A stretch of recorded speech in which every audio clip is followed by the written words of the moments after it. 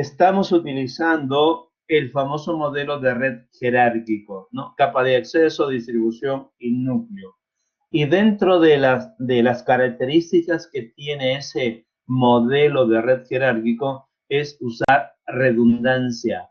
Redundancia en dispositivos. Dicen que debería utilizar en este caso 2 switches de distribución como mínimo, 2 switches de núcleo como mínimo. Eso es redundancia en capa 2. Y cuando conecte el switch de la capa de acceso, estos son los switches de la capa de acceso, a los de distribución, me dice, no lo conectes con un cable, sino utiliza 2 cables. Redundancia en capa 1. Capa 1 es cable, capa 2 es switch. En este modelo de red se usa redundancia en capa 1 y capa 2 referido al famoso modelo OSI. Cuando utilizamos esta redundancia, van a aparecer varias rutas de acceso cableadas. Vamos a ver una serie de cableados que hay entre los switches. Proporcionar redundancia física en una red conmutada para que si de pronto el enlace normal era este, pero ese enlace se cayó o se cayó el switch, mis computadoras van a poder seguir interconectadas.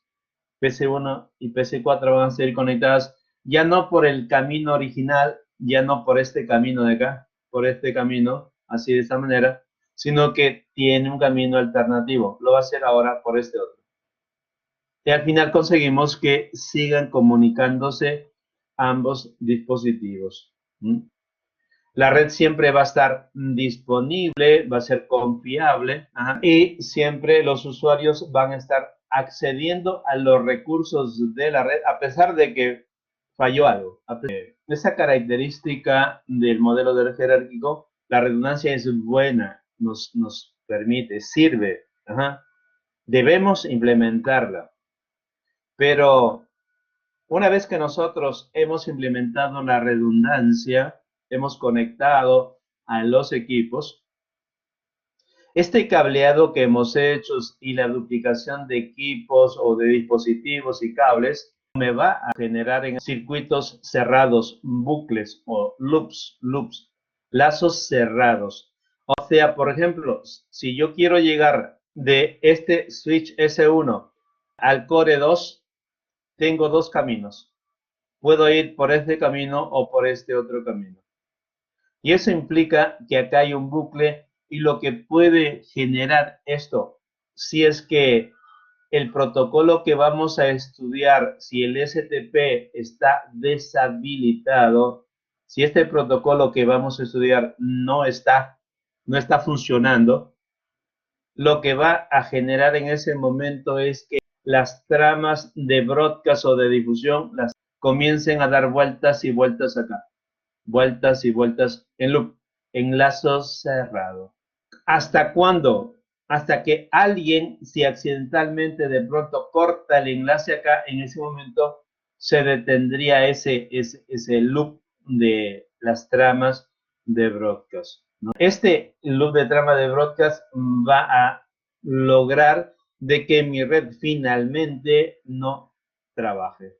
La redundancia que hemos implementado en nuestros equipos, al agregarle más cable, más enlaces, por si falla uno, me conecto por el otro, eso va a generar loops, lazos cerrados, y acá estamos mostrando uno de los tantos loops que hay, ¿ok? Y eso podría ocasionar que las tramas de broadcast sobre todo, queden atrapadas ahí, den vueltas y vueltas y vueltas. Obviamente, al quedarse atrapadas ahí, ya por acá, las tramas normales de datos no van a poder pasar y se corta obviamente la comunicación. Esta redundancia puede generar 3 problemas principales a determinar. Por un lado, la inestabilidad de la base de datos MAC. ¿Qué significa eso de que la base de datos MAC se vuelve inestable? Algo sencillo. Para que mi switch trabaje, para que mi switch haga su tarea, tiene que tener una tabla de direcciones MAC. En base a esa tablita de direcciones MAC, va a poder recibir una trama y poder enviarla por el puerto respectivo. Así como un router tiene su tabla de enrutamiento para hacer su tarea, el switch tiene su tabla de direcciones MAC, en donde vamos a ver direcciones MAC y puertos. Y dice que estas tablitas, esta base de datos que maneja cada uno de los switches, puede volverse inestable. Eso significa que va a estar cambiando, ¿no? De pronto dice que para llegar, digamos, voy a simular acá, para llegar a una PC y esta PC está identificado con una dirección MAC, de pronto al switch, a este switch le dice, para ir a esa MAC, ándate por acá. No, ándate por acá. No, ándate por acá. O sea, le comienza a ir cambiando los caminos por dónde o por qué puerto va a salir en el switch para poder llegar a ese host, a esa computadora identificada obviamente con esa MAC que aparece en la tabla de direcciones MAC. O sea, vamos a ver justamente esa inestabilidad. Vamos a poner un ejemplito en donde está ocurriendo ese problema.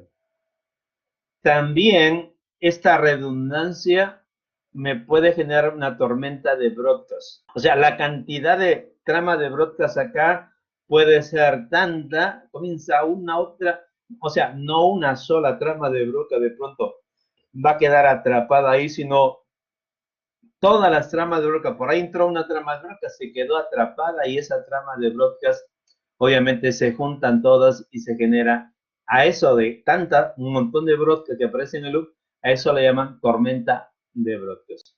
Y también el tercer problema que vamos a ver y que genera este problema de la redundancia es que de pronto a nuestras computadoras, cuando le enviamos los paquetes o tramas, puede que a una computadora no le llegue una trama, sino duplicada, o sea, le llegue dos tramas. O sea, digamos, sale un paquete de PC1 y esta computadora de pronto no va a recibir un paquete de PC1 que le dirigió, sino dos iguales. Y los dos iguales. O sea, uno le sirvió, el otro por las puras, por las puras. Y recién se dio cuenta luego de procesarlo, lo que le hace perder tiempo. Esto es cuando este protocolo STP, el Spanning Tree, está deshabilitado, no está funcionando. Veamos el primer caso, vamos a verlo, el de tormenta de broadcast. Acá de alguna manera se ha dibujado, acá esta es una red, los switches lo tenemos acá, pero estos tres switches, ¿cómo están conectados? Bueno, la conexión es así. Tengo un cable para acá, otro, formando un triángulo. O sea que si quiero llegar de S2 a S1, ¿cuántos caminos hay para llegar desde S2 a S1? Uno, y por acá otro, dos. Ahí hay problemas. O sea, estoy usando redundancia y al usar redundancia puede generarse tormenta de broadcast. Pueden quedarse atrapadas las tramas de broadcast acá, en este triángulo. ¿Y por qué? Porque no hay ese protocolo que hacíamos en mención. Pero veamos a qué se refiere o cómo podríamos aclarar este asunto. Para que se comprenda mejor esto, les he compartido varios archivos. Uno de ellos es un paquete 13 que se llama con.stp y es al primero que lo voy a abrir. Acá dice compare los archivos. En este caso, acá tengo con.stp, lo voy a abrir y voy a observar el comportamiento de ese archivo que está en este packet tracer. Me importa el comportamiento, voy a tratar de comparar. Y lo primero que veo de acá en el comportamiento de este archivo con STP, las lucecitas son de color naranja. Las lucecitas, este es el primer indicio. Este está con el STP, o sea, este es el que funciona bien. Y lo que vamos a ver en este caso, y lo podemos hacer usando la lupa o usando comandos, por ejemplo, noten que ya de pronto cambió a luz de color verdecita, pero y acá escondidito estaba una luz de color naranja. Para poder ver la información que maneja ese switch, voy a usarlo de manera gráfica, la lupita, vamos a ver si me lo permite, y ver la tabla de direcciones MAC, esa base de datos que hacíamos referencia.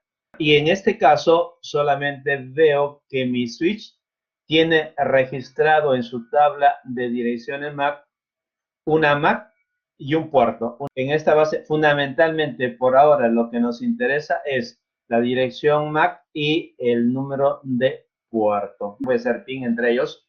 Entonces, pin de una computadora a otra computadora. Veo en ese momento que mi switch, el switch en cuestión que estoy mirando, comienza a tener más información. Se va aumentando la información, las direcciones MAC y las interfaces, ¿ok? Sigo haciendo pin, por ejemplo, en esta PC, a ver si sale alguno más por ahí, o entre este y este otro, por ahí aparece uno más, entre este y este otro, ok, aparece uno más. O sea, veo justamente que mi switch va aprendiendo de alguna manera cómo llegar a estas direcciones MAC, que seguro las direcciones MAC deben ser de alguna de estas computadoras. Que, por ejemplo, a la C84E que está acá, la C84E, que es esta de acá es C84E, dice que para poder llegar a esa MAC debe usar el puerto F02. O sea, para que desde acá este switch pueda llegar acá, tiene que hacer este camino. Por acá, viene por acá y llega hasta acá. Y trabaja perfecto. Si ya mire el comportamiento de esta topología y ahora abro el otro que dice sin STP, al usar este STP, noten de entrada, mire la luz es importante, las luces están fluctuando y si están fluctuando, algo está pasando ahí. Voy a ver la información que tiene este switch, o sea, voy a ver su tabla de direcciones MAC y noten, ¿qué pasó? Ahí aparecieron varias direcciones MAC, pero observen acá que lo que estamos viendo es que dice que, por ejemplo, para llegar a esta dirección MAC, use el F01, no, el 2, no, el 1, no, el 2. O sea, a eso se indica de que la base de datos o la información para que este switch me lleve los datos de un lado a otro, me permita que las tramas viajen de un sitio a otro, está inestable.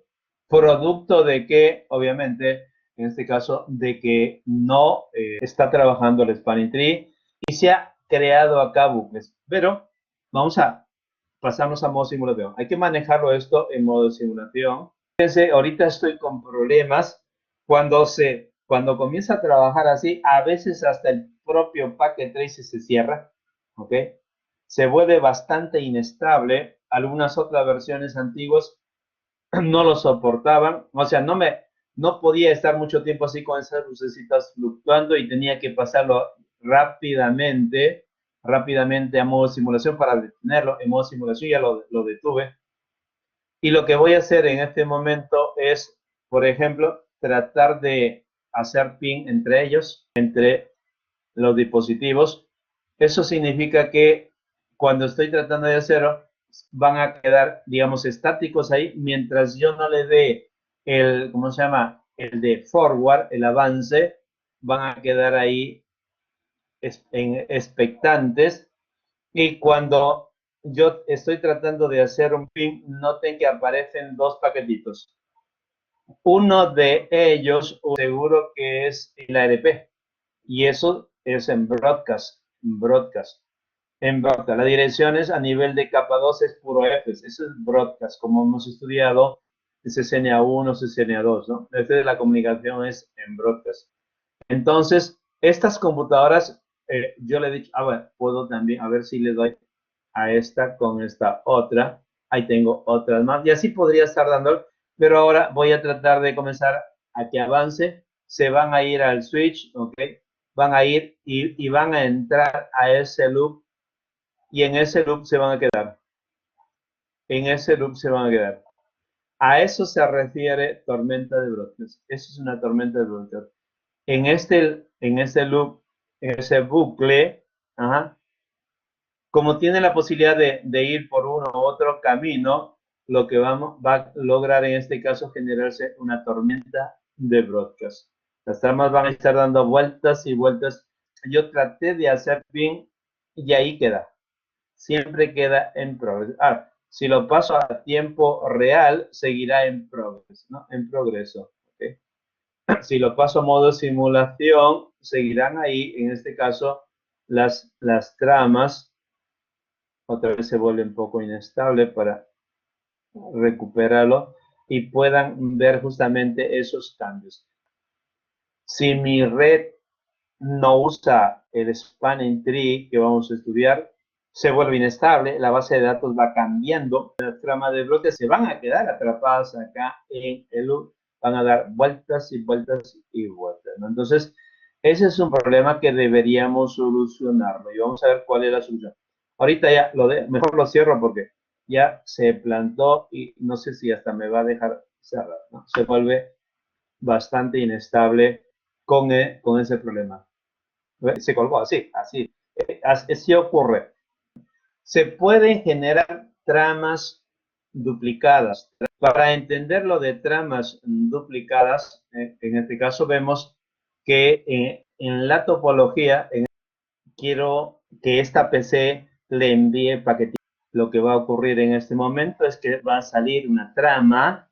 Esa trama va a llegar al switch S2 y como no hay, en este caso, no hay el spanning tree, al llegar al switch S2 y como mi S2 todavía no conoce qué max hay, entonces siempre el switch en su primer trabajo, en su primer intento, envía las tramas por todos los puertos menos por donde ha llegado. Y como estos enlaces están válidos, lo que va a ocurrir es enviar una trama a la izquierda, una trama a la derecha y dos hacia abajo.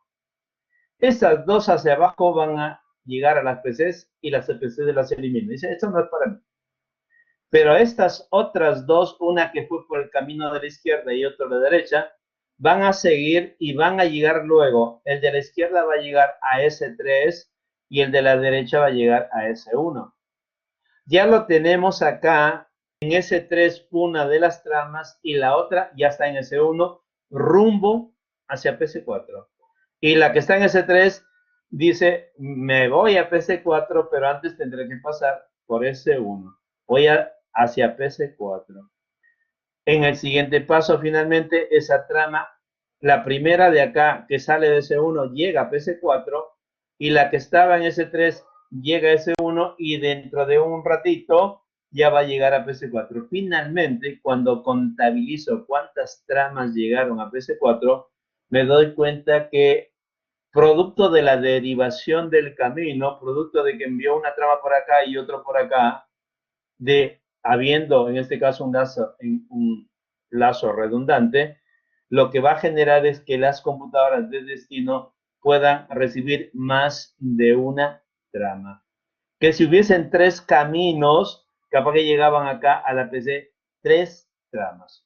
¿Por qué recibió dos tramas? Porque la que fue por acá y llegó a PC4 y la otra porque el switch de acá lo envió por este lado. Este switch repite las tramas, una trama lo envió todos, o sea, lo envió como si fuese broadcast, como si fuese broadcast en su primer comportamiento. Ojo, las tramas intentaban ser únicas, sin embargo, los dirigió en este caso a todas y lo que nos interesa para el análisis de qué trama llega a PC4, vemos que llegan dos, porque una de ellas pertenece al camino a la derecha y otra al de la izquierda. Una, la que salió por F01 y la otra, la que salió por F02, hablando de los puertos F01 y F02 del switch S2. Ese es el problema de tramas duplicadas. ¿Y qué problema hay que sean duplicadas? Bueno, que lo hacen trabajar por las puras a la PC.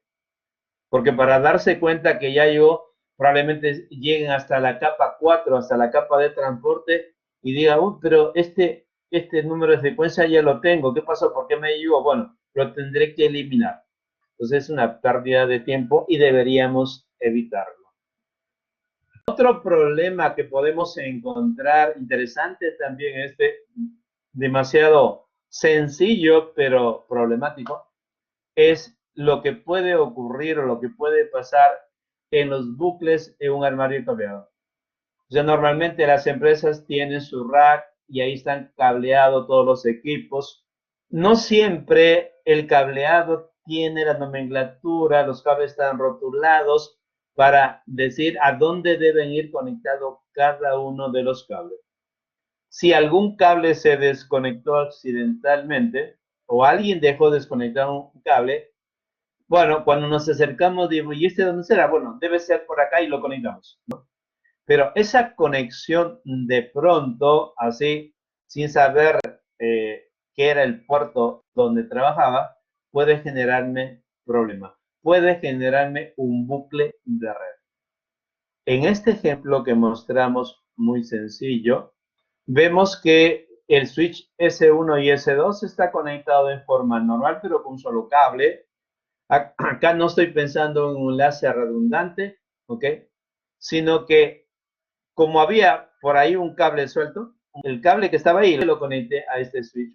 ¿Y qué ocurre cuando de pronto estos dos switches están conectados con dos cables? Acá las tramas pueden quedarse atrapadas. ¿Ok? Esto nuevamente sin la presencia de STP. La trama de ARP que de pronto sale de PC1 puede quedar atrapada acá. Es probable que va a quedar ahí atrapada. Y todas las tramas que ven ahí quedarán atrapadas en ese bucle. En esta topología que estamos viendo, lo estamos analizando a nivel de capa 2, ojo, a nivel de capa 2, no de capa 3. He conectado, y por eso estamos hablando dijimos redundancia de capa 1 y de capa 2. El packet tracer llamado loop, les he creado un ejemplito para que vean de qué manera con un cableado demasiado sencillo, simple, que parece que no genera problemas, me puede generar inconvenientes. Primero voy a ver si hay pin entre estas dos PCs. Pin es satisfactorio. Me voy a pasar a modo de simulación. Voy a borrar acá cualquier evento. Escondo acá esto. Perdón. No necesito ver acá. Event list, ajá, ya lo escondí. La ventanita y solamente veo el accionar, en este caso, de los equipos acá. Voy a hacer un ping nuevamente de PC0 a PC1. En este caso, como estoy en simulación, voy a hacer que avance el ping y ver que efectivamente sale el ping de un lado y llega al otro lado, ¿no? Borro, repito el ping nuevamente, por si acaso, otra vez, y así podría estar repitiendo varios ping y no va a haber ningún inconveniente. Ahora vamos a hacer de que, como por acá seguro que hay parte de red, lo que voy a hacer es agregar un cable acá. Usar un rayito mágico acá y conecto el switch con este otro. Accidentalmente, en lugar de conectar con un cable a este switch, se me ocurrió ponerle, en este caso, dos cables, tal cual como aparece allí, ¿no? Tal cual como aparece allí. Entonces, ahora, bueno, yo sigo con mis pruebas, voy a hacer pin, sigo haciendo pin de PC0 a PC1, a ver si ha cambiado, y de pronto veo que por ahí se metió a un lado. Ajá, ajá. Borro, voy a hacer otro pin porque me dio satisfactorio, voy a hacer otro pin, envío el paquetito, y de pronto veo se ha quedado atrapado y van a ver que a partir de ahora, si intentamos hacer pin de acá a acá, si intentamos hacer pin, ya no lo vamos a poder hacer. Y simplemente decimos por haber agregado un cable más. ¿Por qué ocurre eso? En este caso, porque estos switches están desprotegidos de la presencia de bucles. No tienen el protocolo que vamos a estudiar. Yo he tenido la suerte de experimentar una situación así. En los primeros años que crearon Sede Norte, los switches de los laboratorios de Cisco eran switches Tricom. en los laboratorios para hacer experimentos sí usábamos switches y routers de Cisco, pero para el laboratorio en sí, para los laboratorios se usaba Tricom. Estamos en plena clase y de pronto un alumno, obviamente una clase de CCNA, en ese momento un alumno, profesor, no puedo conectarme a internet. A ver un ratito. Profesor, yo tampoco puedo conectarme a internet. A ver, hazle ping a mi máquina. Profesor, no le puedo hacer ping a mi máquina. Espérate, voy a hacer yo ping al gateway. No puedo hacer el ping al gateway. Nadie podía conectarse entre ellos. ¿Y qué pasó? ¿Qué ocurrió?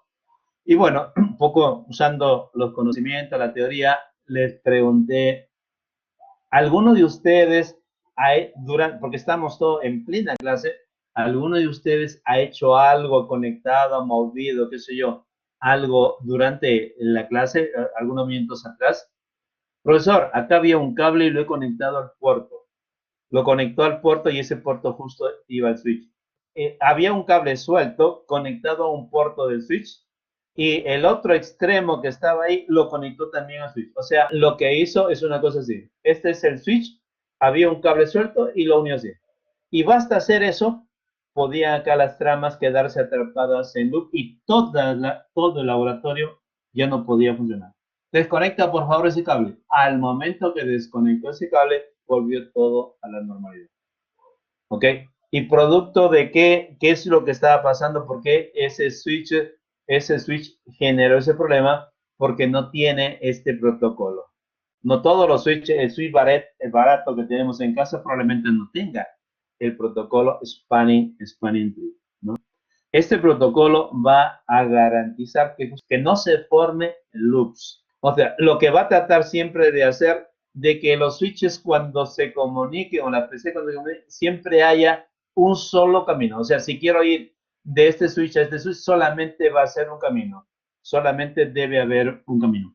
Pero uno dirá, y acá podemos aclarar también, pero utilizo enlace redundante porque si se cae uno, el otro va a ayudar. Claro, claro. Pero el spanning tree lo que va a hacer es bloquear a uno de los enlaces para que te comuniques solamente por un solo camino. Y al otro lo va a dejar ahí para que no lo uses por ahora.